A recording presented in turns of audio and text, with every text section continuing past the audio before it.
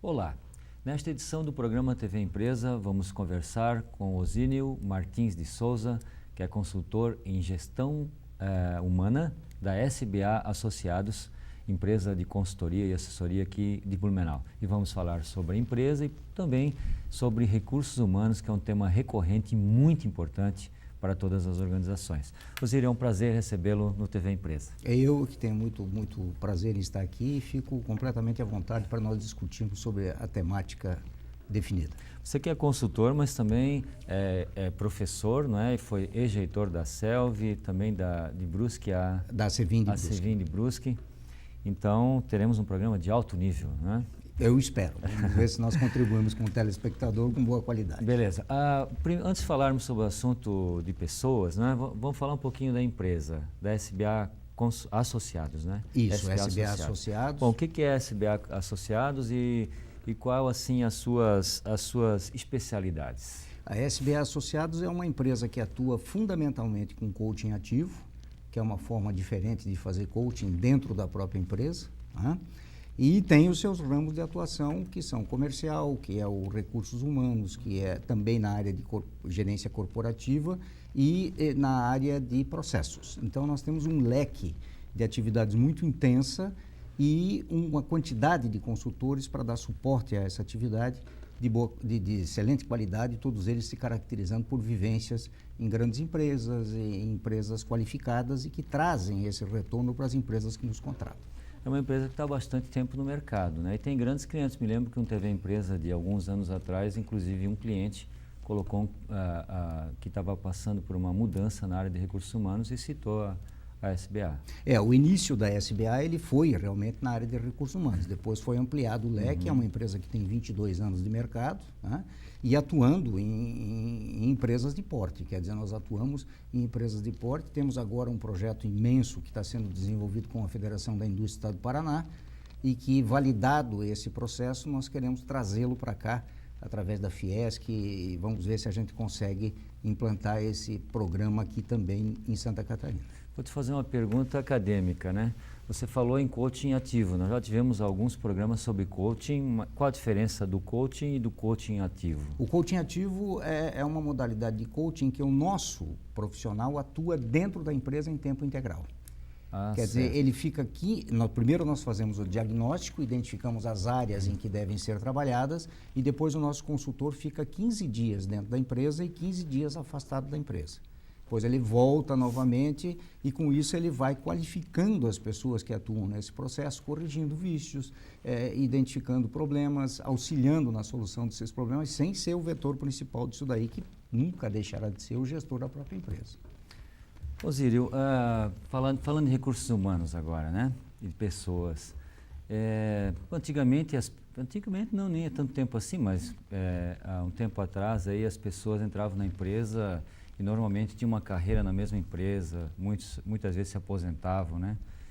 Me lembro que tinha Operário Padrão do Brasil. Isso. Quando era pequeno aqui em Blumenau, até tinha um que ganhou o brasileiro, que foi o Sr. Papos na Garcia, que ficou um ano, não sei, 40, 50 anos na empresa industrial Garcia.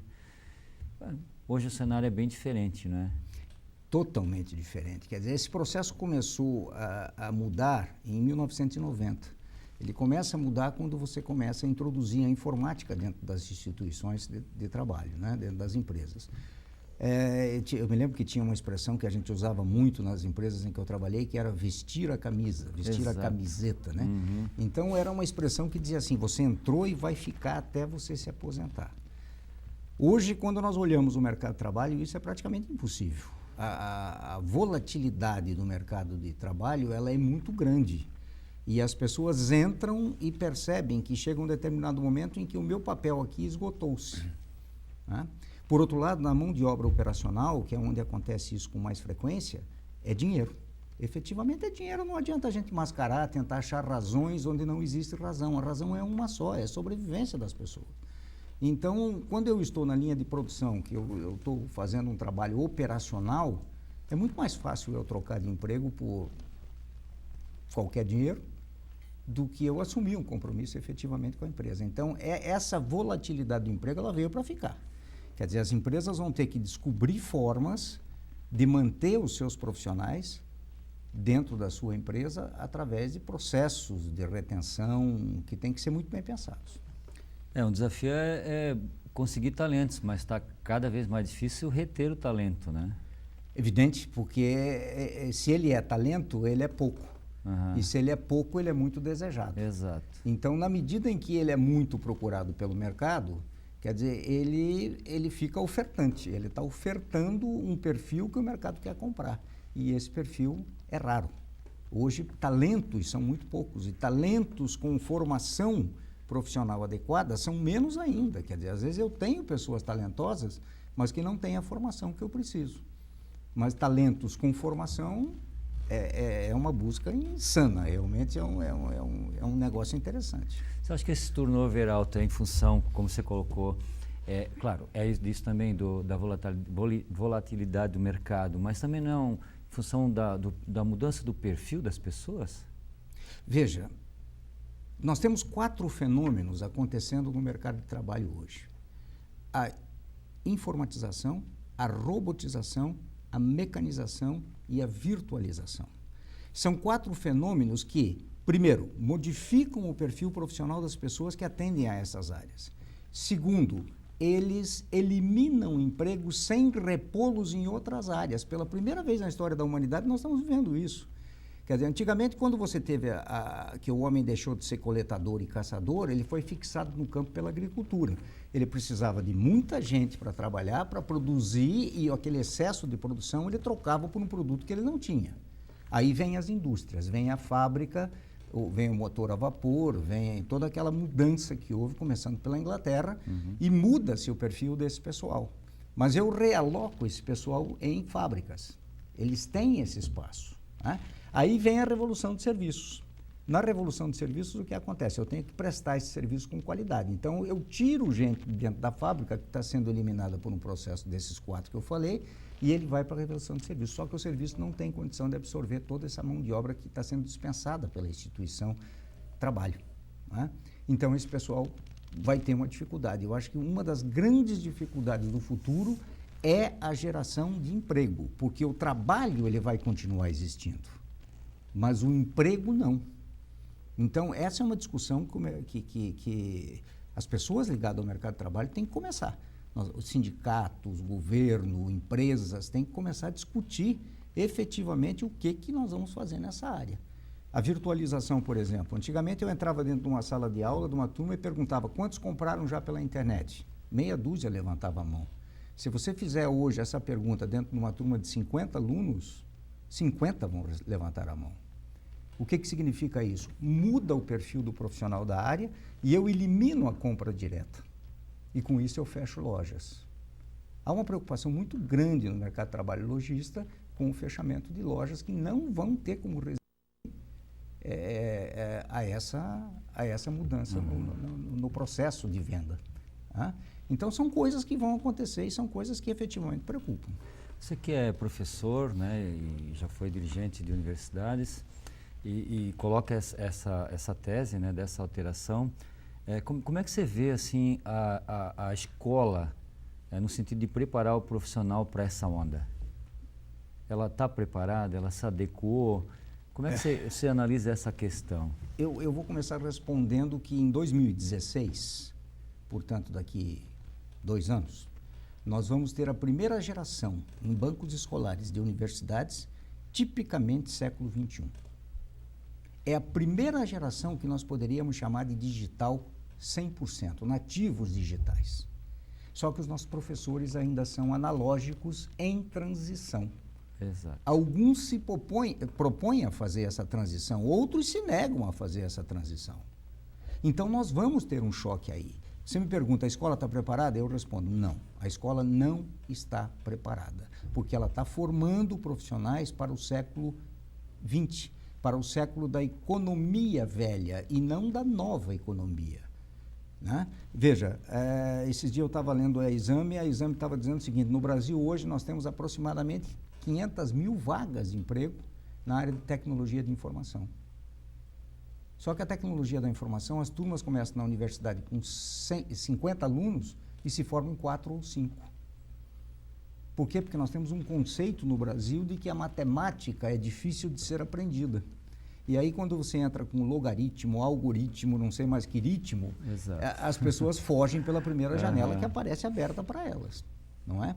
Então, esse é um problema que nós vamos ter que trabalhar. Quer dizer, os empregos que serão gerados, o trabalho que será gerado no futuro, será um trabalho envolvendo a tecnologia de informação. Por exemplo, a metodologia de ensino, ela vai passar necessariamente por jogos digitais.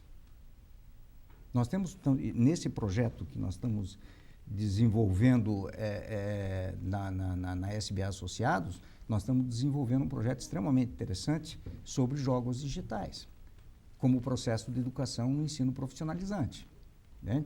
Porque nós entendemos que vai passar por aí. Essa meninada hoje, eles nascem com o computador no colo. Quer dizer, eles nascem com iPad. Eu tenho uma neta de 3 anos que brinca com aquilo como eu nunca imaginei. Não é? Então, nós estamos formando pessoas que estão pensando digitalmente. Qual é a maneira de eu atingi-las quando eu quero levar alguma coisa? Através de jogos que simulem essa vivência dela, essa prática que ela tem no dia a dia. Então, a escola vai ter que mudar? Vai. Ainda hoje estava lendo uma pesquisa feita pelo Instituto Laureate, que é dono de empresas de educação aqui no Brasil, saiu na Gazeta do Povo de ontem, dizendo o seguinte: o estudante do futuro quer que ele seja formado em situações que ele vai vivenciar no futuro e que a escola tenha um compromisso com ele de ajudar a colocá-lo. Porque hoje você se forma muitas vezes e não consegue achar emprego dentro da sua área de formação, né? E isso é uma outra coisa também que a gente vai ter que pensar. O Brasil é um país tipicamente de bacharéis. Nós temos uma cultura bacharelesca. Exato. Que vem lá da nossa colonização. Quando nós mandávamos nossos filhos estudar na França, estudar em Portugal, e eles voltavam de lá com o título de doutor, e isso entrou no inconsciente coletivo. Quer dizer, se você não é doutor, se você não é formado em direito, se você não é formado em qualquer coisa nesse sentido, né? E você não é nada. Então, hoje no Brasil, você forma, por exemplo, segundo os últimos dados do MEC, 120 mil bacharéis em direitos por ano.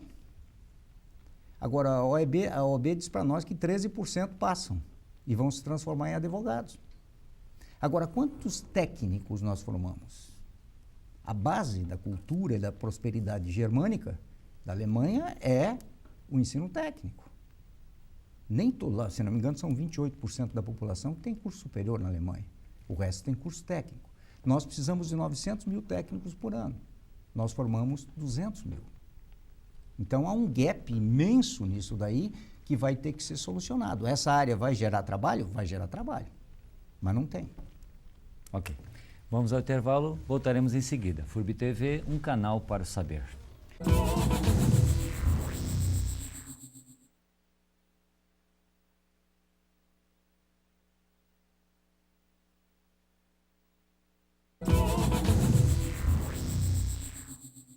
Voltamos a conversar com Osínio Martins de Souza, que é consultor em gestão estratégica, humana e processos da SBA Associados, empresa de consultoria e assessoria aqui de Blumenau. Estamos falando sobre a empresa e também sobre recursos humanos. Osínio, o melhor local hoje para fazer carreira é na própria empresa ou a pessoa tem que se preocupar com a carreira dela sem se preocupar muito com a empresa? Eu acho que é EUSA. EUSA. EUSA. Quer dizer, e isso ainda nós não percebemos. Quer dizer, o brasileiro ainda não percebeu isso. Quer dizer, o melhor lugar para fazer carreira é no lugar em que você está trabalhando. Independente de qualquer coisa, use aquele espaço, quer ele dure 1 ano, 2 anos, 3 anos, 10 anos, mas use aquele espaço para aproveitá-lo em termos de seu crescimento pessoal. Ajude a empresa a crescer, e isso é fundamental, eu sempre digo isso para as pessoas. Por mais simples que seja o teu papel, faça-o com dedicação. Alguém vai estar olhando. Exato. E de repente você vai ser lembrado ali na frente em algum outro lugar. Então, fazer carreira hoje, a responsabilidade é minha. Quando eu trabalhei durante muito tempo em empresas, 20 anos eu fiquei na Souza Cruz, a minha carreira era direcionada pela empresa. que organizava através do seu plano de sucessão e carreira, ela organizava onde que eu vou, o próximo passo que eu iria fazer, etc. Hoje não. Hoje a carreira é responsabilidade de cada um. Eu tenho que saber o que o mercado está pedindo. O mercado pede o domínio de um idioma. Qual é o idioma que o mercado está pedindo? É o inglês? É o espanhol, porque nós estamos no meio do Mercosul, de um monte de países de origem espanhola. É o alemão, eu trabalho numa empresa como a Bayer, por exemplo, que é uma empresa alemã, eu tenho que dominar o alemão. Então, essa sensibilidade a pessoa tem que ter. Ela tem que perceber isso, né? Eu me lembro que nos anos 90 as empresas tinham cursos internos de Word, Windows, PowerPoint, não sei o quê. Hoje, se você não tiver essa capacidade instalada de trabalhar com os programas de computador, a empresa simplesmente não te leva em conta. Isso já é condição para entrar, cai fora do processo seletivo diretamente. Né? Exato. Então, eu tenho que... Eu, estudante, principalmente estudante, que estou começando em carreira, ou eu que estou empregado, eu tenho que ver o seguinte, o que o mercado está demandando. E aí o esforço pessoal é meu. Eu tenho que fazer esse esforço. Né? Às vezes as pessoas dizem assim para mim, mas eu não tenho tempo, eu trabalho das 8 às 6, vou para a faculdade das 7 às 10. Eu digo, sim, com a tua idade, o que você faz da meia-noite às 6? É uma boa hora para estudar, né? Exatamente. Principalmente um idioma. Bom, você falou dessa questão do EUSA. Bom, quais as atitudes e comportamentos assim que essa pessoa deve ter, ou é aconselhável que ela tenha, para que ela construa a sua carreira, ou para que ela consiga uma promoção na empresa? O que ela deve fazer? Olha, quais as dicas? Eu diria para você que tem uma série de coisas que seriam hoje pré-requisitos desejáveis, né? Se ele é pré-requisito, ele já é desejável, mas escapou, gente, perdão. Não. Disponibilidade. Fundamentalmente, hoje, você tem que ter disponibilidade. Disponibilidade para estar a serviço da empresa, entende? E ter essa capacidade de estar num lugar, estar no outro lugar, atendendo isso, atendendo aquilo, prontidão para a viagem, prontidão para fazer as coisas, disponibilidade para atender um colega que está em dificuldade, que não consegue preencher a sua meta, o seu objetivo. Então, essa disponibilidade é fundamental, né? Entendo que você tem que ter um bom curso superior ou um bom curso técnico. Vamos deixar claro que o técnico hoje é uma pessoa altamente desejável dentro do mercado de trabalho, né? Entendo que você deva dominar mais de um idioma, isso é fundamental, porque nós estamos preparando, e aí eu vou me reportar um vídeo pequenininho que a IBM deu para cada funcionário dela no ano de 2010, na passagem do ano. Ela deu um vídeo em que lá pelas tantas tem uma informação que diz o seguinte: as escolas estão preparando pessoas para profissões que não existem, para resolver problemas que eles não sabem quais serão e para lidar com tecnologias que ainda não foram inventadas. Então, veja a complexidade disso. A complexidade disso. Então, cada um de nós, efetivamente, tem que ter o domínio da sua vida. E ter o domínio da sua vida significa preparar-se para o que vem aí, inclusive o inesperado. Quer dizer, como é que essas coisas mudam? Que segmento da economia vai continuar? No intervalo, nós estávamos conversando sobre a indústria têxtil aqui. O que vai sobrar da indústria têxtil? As pessoas hoje não compram mais roupa, as pessoas hoje compram design. Exato.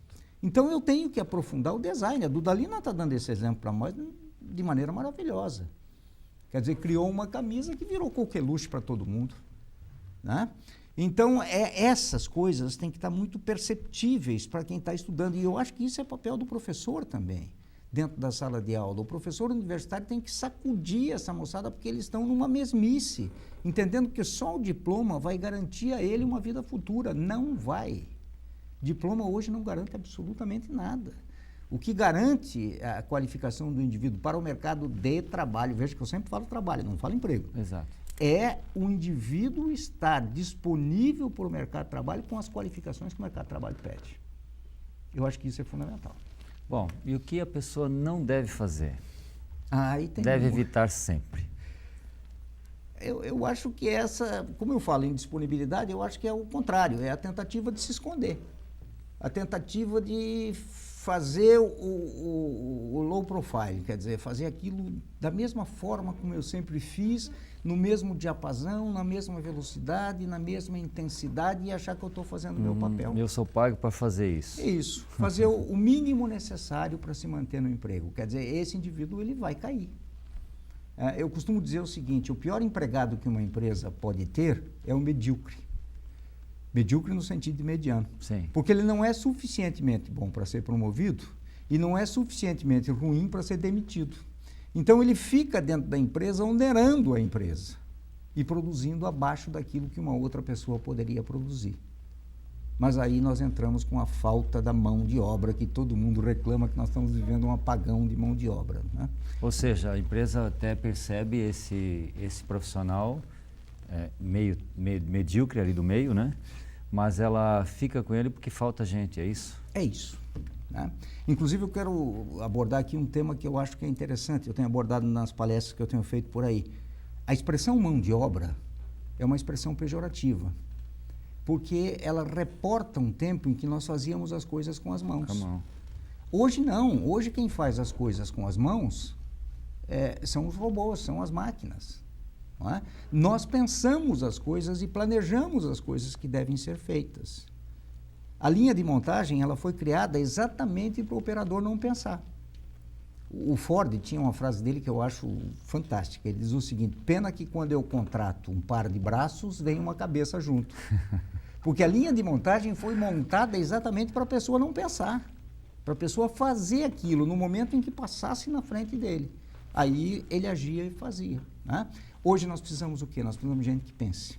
Exato. Nós precisamos de gente que questione a organização. Eu até ia fazer a pergunta, bom, o que fazer com essa cabeça que vem junto, né? Isso. E dá para aproveitar também. Dá para né? aproveitar. Agora aí nós temos que mudar também a forma de entendimento da gestão que a empresa tem. Uhum. Nós temos muitas empresas, mas muitas empresas que ainda estão no século passado. Ainda estão na velha economia. Da economia massiva em uso de mão de obra, da economia do cartão ponto. O próprio Brasil pensa no passado, né? Quando você pega o Ministério do Trabalho que faz a exigência do ponto com aquele ticketzinho que a máquina emite. Exato. Eu me lembro que em 93, quando eu era gerente da fábrica da Souza Cruz em São Paulo, nós eliminamos o relógio ponto. Nós acabamos com o relógio ponto e criamos um outro sistema de controle, né? Agora volta o relógio ponto, quer dizer, é uma coisa anacrônica, uma coisa totalmente fora de época. Então nós temos que evoluir muito nos dois lados. Nós temos que evoluir muito no lado empresa, que tem que entender que o mundo está mudando numa velocidade acima daquela que talvez nós possamos acompanhar, e temos que mudar a cabeça do profissional que trabalha nessa empresa, para ele ser um indivíduo mais disponível, mais questionador, mais participante, mais ativo dentro de todos os processos. Como é que você avalia, como educador e como consultor, né? Como é que você avalia a questão do jovem se preparando para essa realidade? Eu acho que ele está se preparando mal. Isso para mim é uma convicção muito forte, e a vivência que eu tenho com o estudante mostra claramente isso. Há muita gente preocupada com o diploma e não preocupada com a aquisição do conhecimento, entende? Veja, hoje você tem N formas de aprender, o conhecimento está praticamente todo ele disponível na internet. Os meios eletrônicos têm tudo. Há empresas, Harvard, por exemplo, aqui no Brasil, se não me engano, o UOL, que oferecem uma série de cursos gratuitos que você pode fazer esse curso, você só vai pagar o certificado, você vai pagar o curso se você quiser o certificado. Mas o que interessa para a pessoa, o certificado ou é o conhecimento? Então eu posso aprender um monte sem gastar um tostão. Então essas coisas estão acontecendo debaixo dos nossos narizes. Agora nós não estamos tendo a capacidade de enxergar. Então o que eu diria para a juventude é o seguinte: aprenda tudo que você puder aprender, viaje muito, saia do teu casulo, enfrente outras situações, faça muito trabalho voluntário. Eu acho que isso está começando a pesar no currículo vitae das pessoas, né? Que tipo de trabalho voluntário você faz? Tem empresas assumindo isso como norma de conduta. A Claro, essa empresa de telefonia, eu trabalhei para eles em Porto Alegre no processo de abertura da Claro, quando ela era ainda pertencente à Bell, a canadense Bell. Eles têm lá 2 horas por mês, um indivíduo tem que dedicar, todos os empregados deles têm que dedicar um tempo ao serviço comunitário. Então, essas coisas têm que começar a acontecer. Nós não podemos achar que os governos vão resolver tudo. Os governos não vão resolver nada. Quer dizer, dentro do mundo que está se formando aí, quem resolverá isso serão as pessoas. Mas as pessoas têm que estar preparadas para isso. Não é?